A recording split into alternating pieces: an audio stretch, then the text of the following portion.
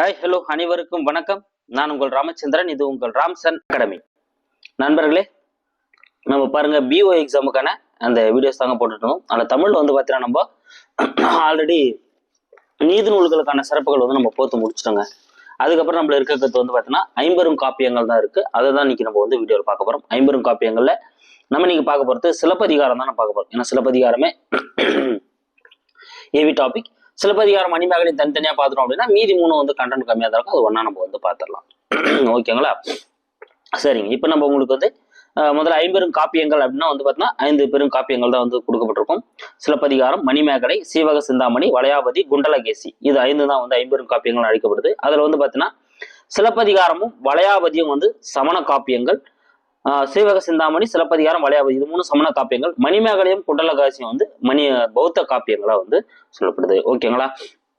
So அதனோட ஆசிரியர்கள் பாருங்க. சிலப்பதிகாரத்தோட ஆசிரியர் வந்து இளங்கோவடிகள், மணிமேகலை வந்து சீத்தலை சாத்தனார், சீவக சிந்தாமணி வந்து திருத்தக்க தேவர், வளையாபதி வந்து பெயர் தெரியவில்லை, குண்டலகேசி வந்து நாதகுத்தனார். இதெல்லாம் வந்து ஐம்பெரும் காப்பியங்கள் நூல்கள், அதனோட ஆசிரியர்கள். சும்மா ஒரு இன்ட்ரோடக்ஷன். ஓகேங்களா? சரி, வாங்க நம்ம வீடியோக்குள்ள வந்து போகலாம். சோ ஃபர்ஸ்ட் பார்க்கலாம் பாருங்க. முதல்ல ஐம்பெரும் காப்பியங்கள் அப்படின்னு என்னன்னு பார்க்கலாம். அறம், பொருள், இன்பம், வீடு என 4னையும் எடுத்துரைப்பதான் நான் சொல்றாங்க ஐம்பெரும் காப்பியங்கள் அப்படின்னு சொல்றாங்க. எது எதுங்க? அறம், பொருள், இன்பம், வீடு, இந்த 4த்தையுமே வந்து எது எடுத்துரைக்குதோ அதை தான் என்னன்னு சொல்றாங்க ஐம்பெரும் காப்பியங்கள் அப்படின்னு வந்து சொல்றாங்க. ஓகேங்களா? சோ ஐம்பெரும் காப்பியங்கள், ஐஞ்சிரும் காப்பியங்கள் அப்படின்ற அந்த காப்பியத்திற்கு இலக்கணம் வகுத்த நூல் எது அப்படின்னு வந்து பாத்தீங்கன்னா தண்டி அலங்காரம். எந்த நூலுங்க? தண்டி அலங்காரம் தான் வந்து என்ன பண்ணுது ஐம்பெரும் காப்பியம், ஐஞ்சிரும் காப்பியம் அப்படின்ற அந்த காப்பியத்திற்கான அந்த இலக்கணங்களை வந்து வகுத்து கொடுக்குது. ஓகேங்களா? அடுத்து ஐம்பெரும் காப்பியம் எனும் தொடரை முதலில் கூறியவர். இந்த கொஸ்டின் ஆல்ரெடி எக்ஸாம்ல கேட்டிருக்காங்க. Very very important. ஸோ ஐம்பெரும் காப்பியம் அப்படின்ற தொடரை முதல்ல வந்து யார் குறிப்பிடுறாரு அப்படின்னு வந்து பாத்தீங்கன்னா மயிலைநாதர். யாருங்க? மயிலைநாதர் தான் ஐம்பெரும் காப்பியம் அப்படின்ற அந்த தொடரை வந்து ஃபர்ஸ்ட் வந்து யூஸ் பண்றாருங்க. ஓகேங்களா? மயிலைநாதர். ஐம்பெரும் காப்பியங்களின் 100 பெயர்களை முதலில் குறிப்பிட்டவர். இது ரொம்ப முக்கியங்க. பாருங்க, ஐம்பெரும் காப்பியம் அப்படின்ற வேர்டை யூஸ் பண்ணவர் மயிலைநாதர். ஐம்பெரும் காப்பியங்கள்ல என்னென்ன நூல்லாம் வரும் சொன்னவர் யாருன்னு பாத்தீங்கன்னா கந்தப்ப தேசிகர். யாருங்க? சோ கந்தப்ப தேசிகர் தான் வந்து திருக்கணிகை உலா, எதுலங்க? திருக்கணிகை உலால வந்து என்ன பண்ணிருப்பாரு, சொல்லியிருப்பாரு ஐம்பெரும் காப்பியங்கள்ல என்னென்ன நூல்கள்லாம் வரும் அப்படின்னு சொல்லிட்டு. ஆனா அவரோட வரிசையே அதுல வித்தியாசமா இருக்குங்க. ஓகேங்களா? ஸோ நம்ம பாக்குற அந்த வரிசை இருக்காது. அவர் சொன்ன வரிசையில வந்து பாத்தீங்கன்னா முதல்ல சீவக சிந்தாமணி வச்சிருப்பாரு, அதுக்கப்புறம் தான் சிலப்பதிகாரம் வச்சிருப்பாரு, அதுக்கப்புறம் வந்து பாத்தீங்கன்னா மணிமேகலை, அதுக்கப்புறம் வளையாபதி, குண்டலகேசி, இந்த ஆர்டர் தான் அவரு திருத்தணிகை உலால வந்து கந்தப்ப தேசிகர் வந்து வச்சிருப்பாரு. ஓகேங்களா? அப்போ ஐம்பெரும் காப்பி என்ற சொடரை பயன்படுத்தியவர் வந்து மயிலைநாதர். அதுல நூல்களை சொன்னவர் வந்து கந்தப்ப தேசிகர் திருத்தணிகை உலால வந்து சொல்லியிருப்பாரு.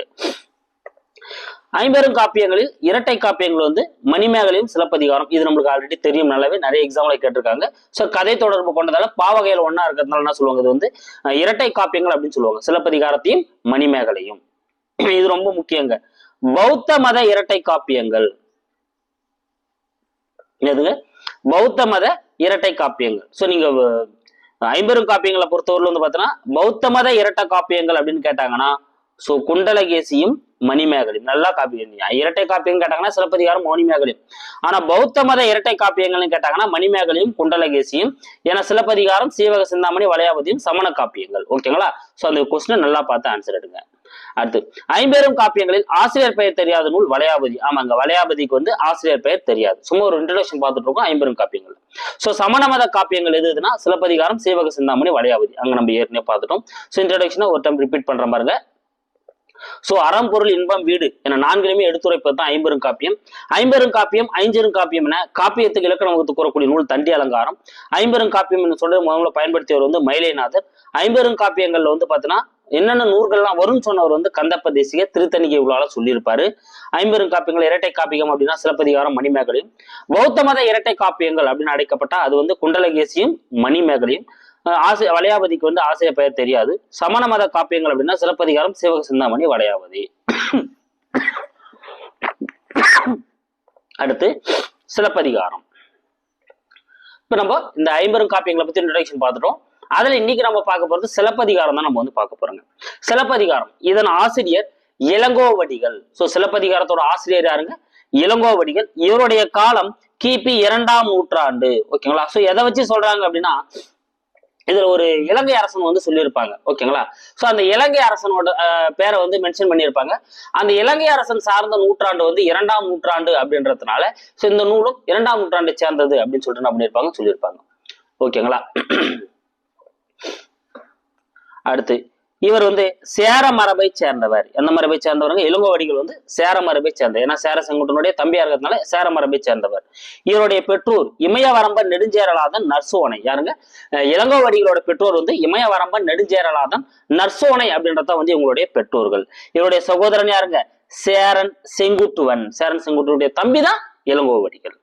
தம் தமையனுக்காக இளமையிலேயே அரசு துறந்து, அதாவது துறவு பூண்டு உணவாயூர் கோட்டத்தில் துறவு பூண்டமையால் இவருக்கு இளங்கோவடிகள் என பெயர் பெற்றது. ஆமாங்க, ஏன்னா கணியன் அப்படின்ற ஒரு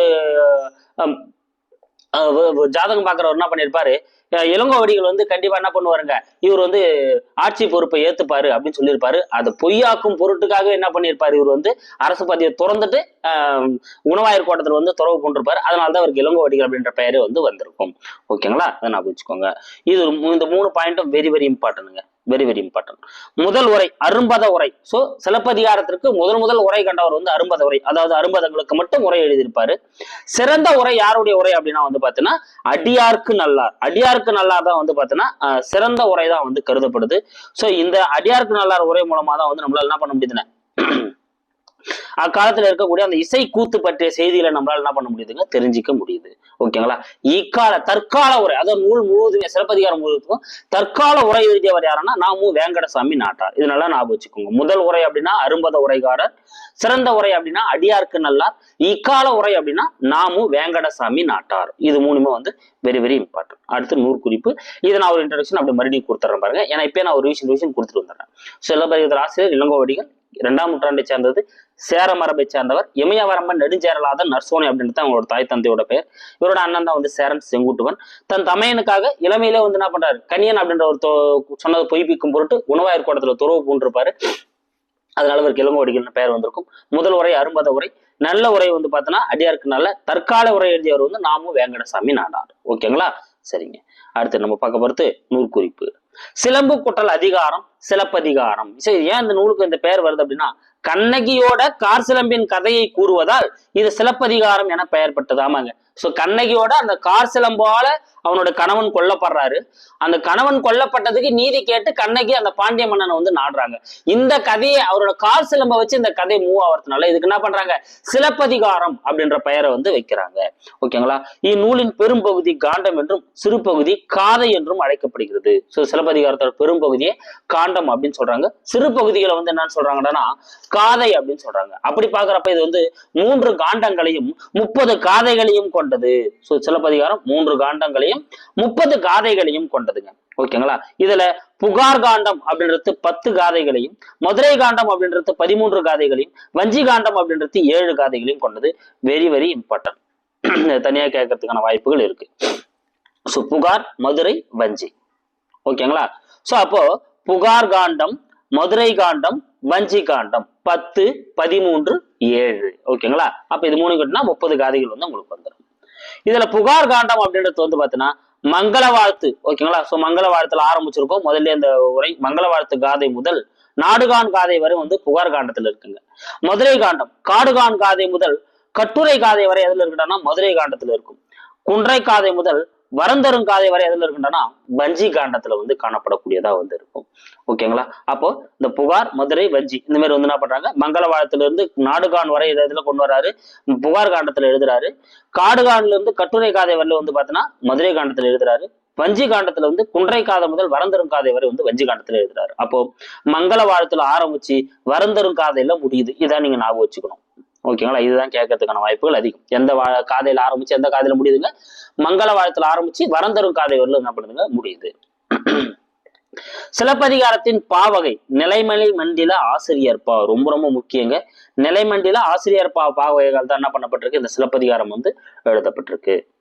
மொத்த அடிகள். சிலப்பதிகாரத்தோட மொத்த அடிகள் 5001 அடிகளை கொண்டது. மொத்தம் வந்து 5001 அடிகளை கொண்டது. சிலப்பதிகாரத்தில் வணங்கி தொடங்கும் இயற்கை பொருட்கள். சிலப்பதிகாரத்துல இந்த இளங்கோவடிகள் என்னென்ன இயற்கை பொருட்களை வந்து வழங்குறாரு அப்படின்னா, திங்களை போற்றுதும் மாமழை போற்றுதும் ஞாயிறு போற்றுதும் பூம்புகார்னு சொல்லி என்ன பண்றாருங்க, இந்த மாதிரி இயற்கை பொருட்களை வந்து போட்டு அவர் என்ன பண்றாருங்க, பாடல்களை வந்து தொடங்குறாரு. ஓகேங்களா? அப்ப இதையும் நல்லா ஞாபகம் வச்சுக்கோங்க. சிலப்பதிகாரத்தில் வழக்குரை காதை ரொம்ப முக்கியங்க. ஏன்னா இதுதான் வெரி வெரி இம்பார்ட்டன்ட். இந்த வழக்குரை காதையில தான் வந்து கண்ணகி அம்மாள் பாண்டியன் கிட்ட வந்து என்ன பண்ணுவாங்க, இதனோட விஷயங்களை வந்து சொல்லுவாங்க.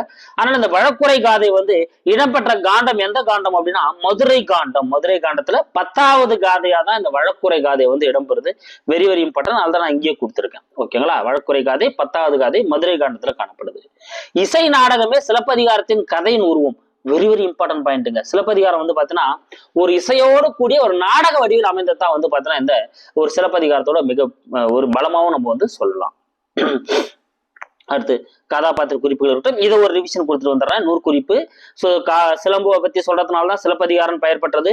இது 3 காண்டம் 30 காதைகளை கொண்டது. புகார் வந்து 10 காதம், மதுரை வந்து 13 காதைகளையும், வஞ்சி வந்து 7 காதைகளையும் கொண்டது. புகார் காண்டம் வந்து மங்கள வாழ்த்துல ஆரம்பிச்சு நாடு காண்டல முடியும். மதுரை காண்டம் காடு காண்டல ஆரம்பிச்சு காட்டுரை காதை வரலும் முடியும்.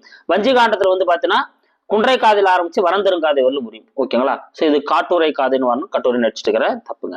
அடுத்து சிலப்பதிகார பாவகை வந்து பாத்தீங்கன்னா நிலைமலை மண்டில ஆசிரியர் பாவகை வந்து சேர்ந்து 5001 வடிகளை கொண்டது. இதுல வந்து திங்கள், மாமழை, ஞாயிறு, பூம்புகாரை போட்டுதான் வந்து இளங்கோவடிகள் ஸ்டார்ட் பண்றாரு. சிலப்பதிகாரத்துல வழக்குரை காதை வந்து பாத்தீங்கன்னா மதுரை காண்டம் 10வது காதையில வந்து காணப்படுது. இசை நாடகம் தான் சிலப்பதிகாரத்தோட கதையின் உருவம். சோ இது உள்ள பார்த்தது எல்லாமே உங்களுக்கு வந்து கிளியரா புரிஞ்சிருக்கும். இப்ப நம்ம பார்க்க போறது சிலப்பதிகாரத்துல வரக்கூடிய அந்த முக்கியமான கதாபாத்திரங்கள் யார் யாரு, அவங்க என்னென்ன, யாரெல்லாம் முக்கியமான கேள்விகள் சார்ந்த கதாபாத்திரங்கள், அதை தனியா உங்களுக்கு வந்து கொடுத்துருக்கேன். ஓகேங்களா? சோ சிலப்பதிகார கதையை பொறுத்தவரை உங்களுக்கு தெரியும். இளங்கோவடிகள், சேரன் செங்குட்டுவன், சீத்தலை சாத்தனார். சோ இவங்க 3 பேர் என்ன பண்ணுவாங்க, மலைவளம் பாக்குறதுக்காக வந்து போவாங்க. அப்படி மலைவளம் பார்க்க போகும்போது வந்து பாத்தீங்கன்னா அங்க வேங்கை மரத்துக்கு ஒரு பெண்ணோட சிலை இருக்கும்.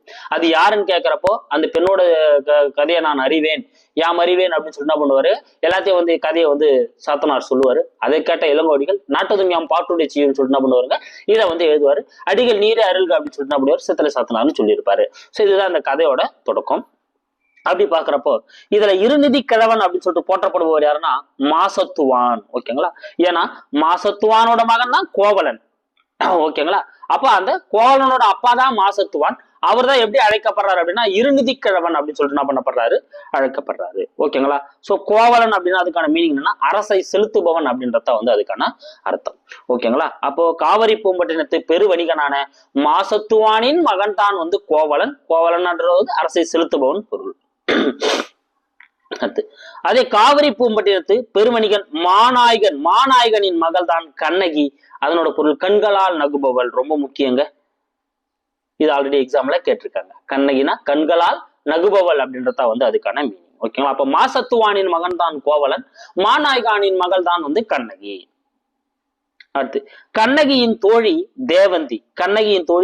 இவங்க ரொம்ப முக்கியமானவங்க. ஏன்னா சேரன் செங்குட்டுவன் சிலை எடுத்து கோயில் வச்சதுக்கு அப்புறம் கோவில்ல முதல் பூசாரியா வந்து இவங்க தான் இருந்திருப்பாங்க. சோ கண்ணகி கோயில்ல முதல் பூசாரியா இவங்க தான் இருந்திருப்பாங்க. யாரு? தேவந்தி. மாதவியின் தாய் சித்ராவதி. சோ இன்னொரு கேரக்டர் உள்ள ஒரு அந்த ஆடலரசி, அவங்களோட தாயோட பேர் வந்து சித்ராவதி. மாதவியின் தோழி வயந்தமாலை. இது நல்லா ஞாபகம் வச்சுக்கோங்க, இது கேட்கறதுக்கான வாய்ப்புகள் இருக்கு. சோ மாதவியோட தோழி வந்து வயந்தமாலை. மாதவியின் மேலாளர் கௌசிகமணி. ஓகேங்களா? சோ இவங்கெல்லாம் வந்து என்ன பண்ணிருப்பாங்கன்னா தூது போயிருப்பாங்க. யாருக்கிட்ட? கோவலன் கிட்ட வந்து தூது போயிருப்பாங்க கௌசிகமணினா. ஆனா அந்த கேரக்டர் ஞாபகம் வச்சுக்கோங்க. மாதவியின் மேலாளர் வந்து கௌசிகமணி. கோவலனும் கண்ணகியும் புகார் நகரை விட்டு வெளியேற அறிவுரை கூறியவர். சோ நீங்க உடனடியா வந்து புகார் நகரை விட்டு போகணும் அப்படின்னு சொல்லிட்டு அறிவுரை கூறியவராருன்னா தேவந்தி. அதான் முதல் பூசாரி. நான் சொன்னேன் இல்லையா, இவங்க தான் கோயில்ல முதல் பூசாரியா இருந்திருப்பாங்க. இவங்க தான் நீங்க என்ன பண்ணணும், புகார் நகரை விட்டு உடனடியா வெளியேறுங்க அப்படின்னு சொல்லிட்டு அறிவுறுத்திருப்பாங்க. யாரு? தேவந்தி. கோவலனும் கண்ணகியும் பாண்டிய நாடு செல்ல துணைக்கு சென்றவர். இங்க நல்லா பாருங்க, பாண்டிய நாடு போறதுக்காக துணைக்கு வந்தவங்க யாருன்னா கவுந்தி அடிகள் என்ற பெண் சமணத்துறவி. சோ அந்த சமணத்துறவி என்ன பண்ணிருப்பாங்க, கூட வந்திருப்பாங்க. எது வரலும் பாண்டிய நாடு மதுரை வரலும் என்ன பண்ணிருப்பாங்க, நான் உங்க கூட வரேன் அப்படின்னு சொல்லிட்டு இந்த கவுந்தி அடிகள் அப்படின்ற சமணத்துறவி வந்து என்ன பண்ணிருப்பாங்க, கூட வந்திருப்பாங்க. அடுத்து கோவலனும் கண்ணகியும் பாண்டி நாடு செல்ல வழிகாட்டியவர். சோ பாண்டி நாடு போறதுக்கு வழிகாட்டியவர்னா மாங்காட்டு மறையோன். சோ கூட வந்தவங்க வந்து கவுந்தி அடிகள், வழிகாட்டியவர் யாருன்னு கேட்டாங்கன்னா மாங்கோட்டு மறையன் அப்படின்றவர் தான் வந்து என்ன பண்றாரு, வழிகாட்டுறாரு. மாதவி சார்பாக கோவலனிடம் முதல் தூது. சோ முதல்ல கோவலன் கிட்ட தூது போனவர் யாருன்னா வயந்த மாலை தான் முதல்ல தூது போறாங்க. இரண்டாவதா யாருன்னா கௌசிகமணி. நான் சொன்னாலே இவங்க வந்து தோழி, இவர் வந்து மேலாளர். சோ இவங்க என்ன பண்ணுவாங்க, ரெண்டு பேருமே வந்து கோவலன் கிட்ட வந்து தூது போவாங்க. மதுரையில் கண்ணகிக்கு அடைக்கலம் தந்தவர் மாதரி என்ற ஆயக்குல பெண். ஓகேங்களா. சோ மதுரையில வந்து கண்ணகிக்கு யார் அடைக்கலம் தராங்க அப்படின்னா மாதரி அப்படின்ற ஆயர்குல பெண் தான் வந்து கண்ணகிக்கு அடைக்கலம் கொடுப்பாங்க. இந்திர விழாவில் காணல் வரி பாடல். சோ இந்திர விழாவில் காணல் வரி பாடலை பாடியவள் யார் அப்படின்னு பார்த்தீங்கன்னா ஆடலரசி மாதவி. சோ ஆடலரசியான மாதவி தான் வந்து இந்த காணல் வரி பாடலை பாடி என்ன பண்ணியிருப்பாங்க, பரிசுகள்லாம் வந்து வாங்கியிருப்பாங்க.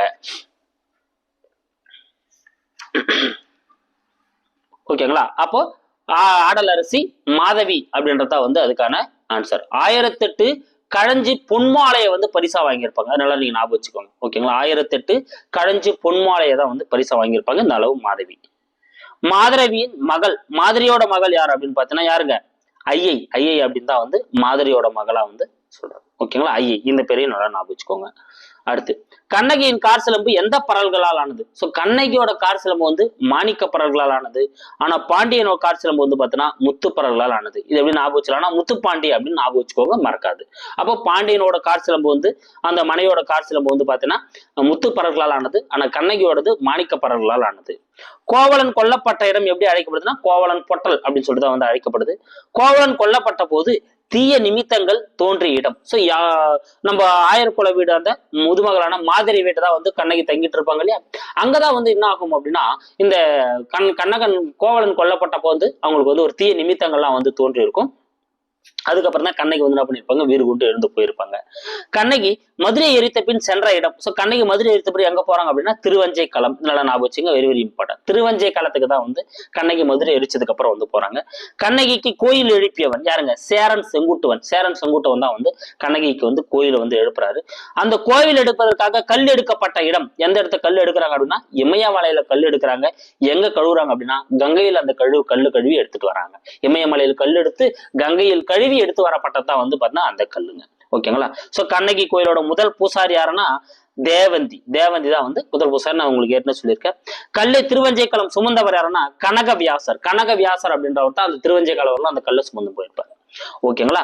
சரிங்க. இப்ப நம்ம இதுல இருக்க ஒரு முக்கிய கதாபாத்திரங்கள் வந்து உங்களுக்கு சொல்லியிருந்தேன். திருப்பி நான் ரிவிஷன் கொடுத்துறேன். இருநிதி கிழவன் அப்படின்னா மாசத்துவன். மாசத்துவனோட மகன் தான் கோவலன். அது வந்து அரசை செலுத்துபவன்ற மீனிங் வரும். பெருவணிகன் மாநாயகனோட மகன் தான் கண்ணகி. கண்களால் நகுபவல் மீனிங் வரும். கண்ணகியோட தோழி தேவந்தி. மாதவியின் தாள் சித்ராவதி. மாதவியின் தோழி வளைந்த மாலை. மாதவியின் மேலாளர் கௌசிகமணி. கோவலனும் கண்ணகியும் புகார் நகரை விட்டு வெளியேற அறிவுரை சொன்னவர் வந்து தேவந்தி. கூட வந்தவங்க வந்து கவுந்தி அடிகள். கோவலனும் கண்ணகியும் பாண்டிய நாடு செல்ல வழிகாட்டியவர் மாங்கோட்டு மறையன். மாதவி சார்பாக கோவலனிடம் முதல் தூது வயந்தமாலை போயிருப்பாங்க. இரண்டாம் தூது கௌசிகமணி போயிருப்பாங்க. கண்ணகிக்கு அடைக்கலம் கொடுத்தவங்க மாதரி அப்படின்ற ஆயர்குலப்பெண். இந்திர விழாவில் காணல் வெடி பாடியவங்க வந்து மாதவி. மாதவியோட அந்த மகள் பேர் வந்து ஐயை. கண்ணகியின் கார் சிலம்பு எந்த பரல்களால் ஆனது அப்படின்னா மாணிக்க பரல்களால் ஆனது. பாண்டியனோட சிலம்பு முத்து பரல்களால் ஆனது. கோவலன் கொல்லப்பட்ட இடம் கோவலன் பொட்டல். கோவலன் கொல்லப்பட்ட போது தீய நிமித்தங்கள் தோன்றிய இடம் ஆயர் முதுகுலர் மாதிரியான அந்த வீடு. அங்கதான் கண்ணகி தங்கிட்டு இருப்பாங்க. அப்புறம் மதுரை எரிச்சிட்டு திருவஞ்சை களத்துக்கு போறாங்க. அங்க கோயில் எழுப்பியவன் வந்து சேரன் செங்குட்டுவன்.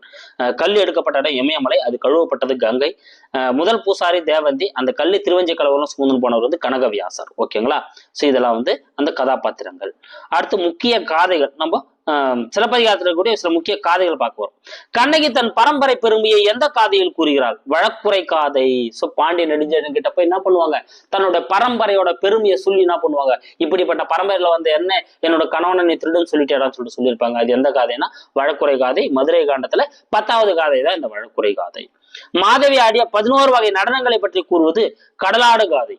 சோ மாதவி என்ன பண்ணிருப்பாங்க, இந்த காணல் வரி பாடல் பாடியிருப்பாங்கன்னு பார்த்தா இந்திர விழாவில். அப்ப 11 வகையான நடனங்கள் ஆடி இருப்பாங்க. அதை பத்தி சொல்லக்கூடிய காதை எது அப்படின்னு வந்து பார்த்தோன்னா இந்த கடலாடு காதையில தான் வந்து அதை பத்தி சொல்லப்பட்டிருக்கு. ஊர் மக்கள் சூழ இருக்க கண்ணகி உரைத்தனவற்றை கூறுவது ஊர் சூழ் வழியாகும். சோ இந்த விஷயம் மாதிரி வீட்டுல வந்து இந்த தீய நிமித்தங்கள் தெரிஞ்ச உடனே கண்ணகி என்ன பண்ணிருப்பாங்க, ஊர் மக்கள் சூழ இருக்கிறப்ப வந்து என்ன பண்ணிருப்பாங்க, ஒரு சொல்ல ஆரம்பிச்சிட்டு இருப்பாங்க. அதைதான் என்ன சொல்றாங்கன்னா ஊர் சூழ் வரி அப்படின்னு சொல்லுவாங்க. அந்த வரி அப்படின்றது இசைப்பாடல். இது ஆல்ரெடி எக்ஸாம்ல கேட்டிருக்காங்க. வரி அப்படின்றது இசைப்பாடல். இளங்கோவடிகள் தன்னை பற்றி குறிப்பை தரும் காதை வரந்தரும் காதை. சோ இளங்கோவடிகள் வந்து தன்னை பத்தி குறிப்பு என்ன பண்றாருங்க, இந்த வரம் தரும் காதையில தான் வந்து சொல்லியிருப்பாரு. இதுலதான் சேரன் செங்குட்டனோட தம்பி அப்படின்றத வந்து என்ன பண்ணிருப்பாரு, மென்ஷன் பண்ணியிருப்பாரு. ஓகேங்களா. அப்ப அது வந்து வரம் தரும் காதை. அப்போ கண்ணகி பரம்பரை எடுத்து கூறியது வழக்குரை காதை, மாதவி 11 வகை நடனங்களை சொல்லக்கூடியது கடலாடு காதை, இந்த ஊர்சூர் வழி அப்படின்றது கண்ணகி வந்து ஊருக்கிட்ட உரைக்கிறது, தன்னை பற்றி குறிப்பை வந்து இளங்கோவடிகள் சொல்றது வந்து வரந்தருங்காதை. அடுத்து பிற செய்திகள், சிலப்பதிகாரத்தில் கூடிய பிற செய்திகள் பார்க்கலாம். சிலப்பதிகாரம் உணர்த்தும் 3 உண்மைகள். அரசியல் படைத்தோருக்கு அறம் கூற்றாகும், உரைசால் பத்தினியை உயர்ந்தோர் ஏத்துவர், ஊழ்வினை உறுத்து வந்து ஊட்டும். இந்த 3மே வந்து பாத்தீங்கன்னா சிலப்பதிகாரம் கூறக்கூடிய முப்பெரும் உண்மைகள். ஓகேங்களா, ஆல்ரெடி தேர்வுல கேட்டிருக்காங்க. நாட்டுதும் யாம் ஓர் பாட்டுடை செய்யுள். சோ இது யாருன்னா, இது ஆல்ரெடி நிறைய முறை எக்ஸாம்ல கேட்டிருக்காங்க. நாட்டுதும் யாம் ஓர் பாட்டுடை செய்யுள்னா இளங்கோவடிகள் சீத்தலை சாத்தனார் கிட்ட சொல்றாரு, ஐயா இந்த கதை முடிகழு வேந்தர் மூவருக்கும் உரியது, நீங்களே அருளுங்க, அடிகள் நீரே அருளுங்கன்னு சொல்லிட்டு சீத்தலை சாத்தனார் இளங்கோவடிகள் கிட்ட சொல்லியிருப்பார். இது ரிப்பீட்டடா நிறைய முறை கேட்டிருக்காங்க, நல்லா கவனம் வச்சுக்கோங்க. இதில் குறிப்பிட்டுள்ள இலங்கை அரசன் கயவாகு. நான் சொன்னேன் இல்லையா, கயவாகு அப்படின்ற இலங்கை அரசன் தான் வந்து பார்த்தீங்கன்னா குறிப்பிட்டிருப்பாங்க. இவருடைய சார்ந்த நூற்றாண்டு தான் 2ஆம் நூற்றாண்டு. அதனாலதான் இந்த நூலி 2ஆம் நூற்றாண்டுன்னு சொல்றாங்க. ஊர்கோட்டம், இதுல குறிப்பிடக்கூடிய ஊர்கோட்டம் அப்படின்றது ஊர் நடுவே இருக்கக்கூடிய சிவன் கோயிலை குறிப்பிடுறாங்க. புறம்பனையான் கோட்டம் அப்படின்னா மாசத்துவான் கோவில், ஊரோட ஒதுக்குப்புறமா மாசத்துவான் கோவில் இருக்கும், அந்த கோயிலை குறிப்பிடுறாங்க. வேர்கோட்டம் அப்படின்னு குறிப்பிடக்கூடியது முருகன் கோவில். இது மூணுத்தையும் நல்லா ஞாபகம் வச்சுக்கோங்க. ஊர்கோட்டம் அப்படின்னா சிவன் கோயில், புறம்பனையான் கோட்டம் அப்படின்னா மாசத்துவான் கோவில், வேர்கோட்டம் அப்படின்னா முருகன் கோவில். அரசன் தவறு செய்தால் அதை உணர்த்த பாண்டிய நாட்டு பெண்கள் மேடை அமைத்து ஆடுவது டேஷ் பாவை மன்றம். அரசே தவறு செஞ்சுட்டாரு அப்படின்னா அந்த அரசை தவறு செஞ்சதை உணர்த்ததுக்காக பாண்டிய நாட்டு பெண்கள் என்ன பண்றாங்க, ஒரு இடத்த வச்சிருப்பாங்க. அதுதான் எந்த இடம் அப்படின்னா பாவை மன்றம். பாவை மன்றத்தில் தான் வந்து அரசனோட தவறு சுட்டி காட்டுவாங்க. சிலப்பதிகாரம் குறிப்பிடும் இசைக்கருவிகள். சிலப்பதிகாரம் வந்து என்னென்ன இசைக்கருவிகளை குறிப்பிடுது அப்படின்னா குழல், யாழ், தன்னுமை, அமந்திகை, முழவு, இத்தகைய இசைக்கருவிகளை வந்து சிலப்பதிகாரம் வந்து குறிப்பிடுது. ஓகேங்களா, சோ இது மறுபடியும் ரிப்பீட் சொல்ற பாருங்க. சிலப்பதிகாரம் உணர்த்தக்கூடிய 3 உண்மைகள். அரசியல் படைத்தோருக்கு அறம் கூற்றாகும், உரைசால் பத்தினியை உயர்ந்தோர் ஏத்துவர், ஊழ்வினை உறுத்து வந்து ஊட்டும். நாட்டுதும் யாம் ஒரு பாட்டுடை செயல் இளங்கோவடிகள் சீத்தலை சாத்தனார்கிட்ட சொல்றாரு. அடிகள் நீர் அருள்க அப்படின்றது சீத்தலை இளங்கோவடிகிட்ட சொல்றாரு. இதில் குறிப்பிட்டுள்ள இலங்கை அரசன் வந்து கயவாகு. ஊர்கோட்டம் அப்படின்னா ஊர் நடுவே இருக்கக்கூடிய சிவன் கோயில், புறம்பணியான் கோட்டம் அப்படின்னா மாசத்துவான் கோவில், வேர்கோட்டம் அப்படின்னா முருகன் கோவில். அரசன் தவறு செய்தால் உணர்த்த வந்து பாண்டிய பெண்கள் வந்து அமைந்திருந்த இடம் தான் வந்து பாவை மன்றம். சிலப்பதிகாரத்துல குறிப்பிடப்படும் இசைக்கருவிகள் வந்து குழல், யாழ், தன்னுமை, அமந்திகை, முழவு ஆகிய இசைக்கருவிகள் வந்து இதுல குறிப்பிடப்படுது. ஓகேங்களா, அடுத்து சிலப்பதிகாரத்தின் சிறப்பு பெயர்கள் ரொம்ப முக்கியங்க. தமிழகத்தோட முதல் காப்பியம், தமிழகத்தில் எழுப்பப்பட்ட முதல் காப்பியம் அப்படின்னா அது சிலப்பதிகாரம் தான். உரையிடையற்ற பாட்டுடை செய்யுள், உரையிடற்ற பாட்டுடை செய்யுள் அப்படின்னு அழைக்கப்படுது. குடிமக்கள் காப்பியம் எதுங்க, இது வந்து குடிமக்கள் காப்பியம் அப்படின்னு சொல்லிட்டு என்ன பண்ணப்படுதுங்க, அழைக்கப்படுதுங்க. ஓகேங்களா, சரி, ஏன்னா ஒரு அரசு குடி அல்லாதவரை ஒரு காப்பிய தலைவனா வச்சு பாடியிருப்பாங்க, அதனால இது குடிமக்கள் காப்பியம்னு அழைக்கப்படுது. அடுத்து ஒற்றுமை காப்பியம், ஏன்னா இது என்ன பண்ணுதுங்க, சோ இந்த 3 சேர சோழ பாண்டியர்களை பற்றி கூறி ஒற்றுமையா இருக்குன்றத வலியுறுத்துறதுனால ஒற்றுமை காப்பியம். நாடக காப்பியம், நாடக வடிவில் அமைஞ்சிருக்கிறதுனால இது எப்படி அழைக்கப்படுது, நாடக காப்பியம் அப்படின்னு சொல்லிட்டு அழைக்கப்படுது. முத்தமிழ் காப்பியம் என்னதுங்க, முத்தமிழ் காப்பியம் அப்படின்னு அழைக்கப்படுதுங்க. ஓகேங்களா, ஏன்னா இயல், இசை, நாடகம் இதுல 3 கூறுகளும் இடம்பெறதுனால முத்தமிழ் காப்பியம் அழைக்கப்படுது. இரட்டை காப்பியம், மணிமேகலையும் சிலப்பதிகாரம் இரட்டை காப்பியம் அழைக்கப்படுது. மூவேந்தர் காப்பியம் சொல்லவே தேவையில்ல, சேர சோழ பாண்டியர்கள் குறிப்பிடறதுனால மூவேந்தர் காப்பியம். தமிழ் தேசிய காப்பியம், இது ரொம்ப முக்கியமான பாயிண்ட்டுங்க, தமிழ் தேசிய காப்பியம் அப்படின்னு சொல்லிட்டு என்ன பண்ணப்படுது, அழைக்கப்படுது. அதே நேரத்துல புரட்சி காப்பியம், எப்படிங்க புரட்சி காப்பியம், ஏன்னா ஒரு பெண்ணோட கதாபாத்திரத்தை முதன்மையா வச்சு இதுல பாடப்படுறதுனால புரட்சி காப்பியம் சொல்லுவாங்க. மணிமேகலையும் புரட்சி காப்பியம் சொல்லுவாங்க, அதையும் நான் வச்சுக்கோங்க. இது பைந்தமிழ் காப்பியம், வெரி வெரி இம்பார்ட்டன்ட். ஓகேங்களா, சோ எல்லாருமே இன்ட்ரெஸ்டா படிக்கக்கூடிய ஒரு பைந்தமிழ் காப்பியமா வந்து சிலப்பதிகாரம் கருதுது. அடுத்து புதுமை காப்பியம், வரலாற்று காப்பியம் அப்படின்னு அழைக்கப்படுதுங்க. சோ சிலப்பதிகாரத்தில் வேறு பெயர்கள் பாருங்க, தமிழின் முதல் காப்பியம், உரையிடற்ற பாட்டுடை செய்யுள், குடிமக்கள் காப்பியம், ஒற்றுமை காப்பியம், நாடக காப்பியம், முத்தமிழ் காப்பியம், இரட்டை காப்பியம், மூவேந்தர் காப்பியம், தமிழ் தேசிய காப்பியம், புரட்சி காப்பியம், பைந்தமிழ் காப்பியம், புதுமை காப்பியம், வரலாற்று காப்பியம். அடுத்து சிலப்பதிகாரத்தை போற்றியவர்கள். நெஞ்சை எல்லும் சிலப்பதிகாரம் மணியாரம் படைத்த தமிழ்நாடு அப்படின்னு சொல்லிட்டு யார் பாடியிருப்பாருன்னா பாரதியார் பாடியிருப்பாருங்க. அப்ப நெஞ்சை எல்லும் சிலப்பதிகாரம் என பாடியவர் யாருங்க, பாரதியார். தேனிலே ஊறிய செந்தமிழின் சுவைதேறும் சிலப்பதிகாரம் சொன்னவர் யாருன்னா கவிமணி. சோ தேனிலே ஊறிய அப்படின்னு வந்தா தேனிலே ஊறிய செந்தமிழின் சுவைதேறும் சிலப்பதிகாரம் சொன்னவர் யாருங்க, கவிமணி தேசிய விநாயகம் பிள்ளை. யாமறிந்த புலவர்களிலே கம்பனை போல் வள்ளுவனை போய் பூமிதனில் யாங்கனுமே பிறந்ததில்லை அப்படின்னு சொன்னவர் யாருங்க, அவரும் பாரதியார் தான் எதிரின்னு சொல்லியிருப்பாரு. கம்பனை போல வள்ளுவனை போல இளங்கோவை போல் பூமிதனில் யாங்கனுமே பிறந்ததில்லை.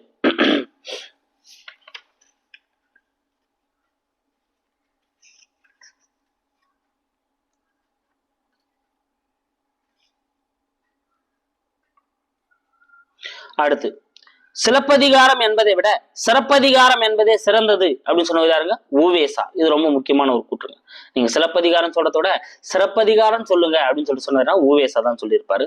தமிழ் மக்கள் எல்லோரையும் ஒருங்கே காணும் நெறி நின்று நூல் செய்தவர் இளங்கோவடிகள் சொன்னவர் யாருங்க? மு வரதராசனார். சோ தமிழ் மக்களால என்ன பண்ணணும்? ஒன்னா வச்சு ஒரே இதுல பார்க்கணும், ஒற்றுமையாக்கணும்னு சொல்லிட்டுதான் வந்து சிலப்பதிகாரத்தை படைச்சிருக்காருன்னு சொன்னவர் மு வரதராசனார். சேரன் தம்பி சிலம்பை இசைத்தும், இது ரொம்ப முக்கியம், ஆல்ரெடி எக்ஸாம்ல கேட்டிருக்காங்க. சேரன் தம்பி சிலம்பை இசைத்தும் அப்படின்னு பாடிய யாருன்னா பாரதியார். ஓகேங்களா? ஸோ கைஸ், வெற்றிகரமா நம்ம உங்களுக்கு சிலப்பதிகாரத்தை பத்தி நான் உங்களுக்கு தனித்தனியாக எடுத்து நான் உங்களுக்கு தொகுத்து கொடுத்துட்டேன். கண்டிப்பா இந்த வீடியோ உங்களுக்கு வந்து மிகவும் பயனுள்ளதா வந்து கண்டிப்பா இருந்திருக்கும். ஸோ இதே போல நம்ம வந்து அடுத்தடுத்து பார்க்கலாம். இப்போ என்னன்னா உங்களுக்கு வந்து நான் இதே போல தொகுத்து கொடுத்துட்டு டெய்லி 10 கொஸ்டின்ஸ்ல டெஸ்டா வச்சுட்டுங்களா, இல்லை நான் ஸ்ட்ரைட்டா உங்களுக்கு டெஸ்ட்டே வச்சுன்னு போயிட்டா உங்களுக்கு ஓகே அப்படின்னாலும் ஓகே தாங்க. ஏன்னா நோட்டிஃபிகேஷன் வரல, அதனால தான் பொறுமையா போயிட்டு இருக்கோம். ஸோ இப்போ இது உங்களுக்கு யூஸ்ஃபுல்லா இருக்குங்களா? இந்த மாதிரி தொகுத்து கொடுக்குறது யூஸ்ஃபுல்லா இருக்குங்களா? இல்லை டாபிக் சொல்லிட்டு டெஸ்ட் வச்சுட்டு போனா ஒரு 50 இல்லை 60 கொஸ்டின் ஒரு டாபிக்ல எடுத்தோம் அப்படின்னா ஸோ அப்படியே அதை வேக வேகமாக கவர் பண்ணி போகலாம். உங்களுக்கு அப்படியும் ஓகே சார், எங்களால் படிச்சிட முடியும், நீங்கள் டெஸ்ட் வைங்கனாலும் சொல்லுங்க, நம்ம டெஸ்ட் வச்சுட்டு கூட என்ன பண்ணிட்டு போகலாம், கவர் பண்ணி போயிடலாம். ஓகேங்களா? So thank you guys. அடுத்த வீடியோவில் வந்து நான் உங்களை சந்திக்கிறேன். நம்ம சேனலுக்கு யாரும் புதுசாக வந்து நம்ம சேனலையும் சப்ஸ்கிரைப் பண்ணிக்கோங்க. கூட பக்கத்தில் இருக்கிற பெல் பட்டனை கிளிக் பண்ணி நோட்டிஃபிகேஷன் ஆல் அப்படின்றதையும் கொடுத்துக்கோங்க. Thank you guys.